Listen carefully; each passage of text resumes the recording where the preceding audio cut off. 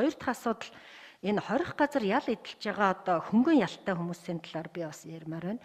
Энэ хүмүүст одоо өршөөл үзүүлэх талаар засгийн газар дээр энэ хуулинд одоо орсон зүйл байгаа юу? За эдгээр хүмүүс бол ажилтнуудаараа дамжиж халдвар авахд одоо бас боломжтой. Тэгэхээр нэгэнт энэ газар халдвар авчвал энэ хүмүүсийг тусгаарлах эмчилгээ үйлчилгээ үзүүлэхэд хамгийн хүндрэлтэй бүлэг байгаа.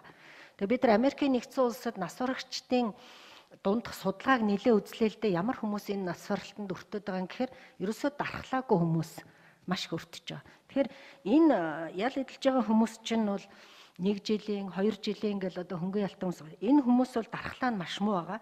Тэгэхээр энэ асуудалд бол нэгдсэн үндэсний байгууллагын хүний эрхийн комиссоос тусгай уриалга гаргасан байгаа.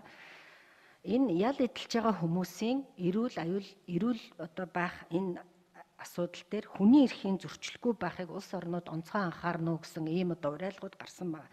Тэгэхээр энэ бол урьдчилан сэргийлэх ажлын нэг чухал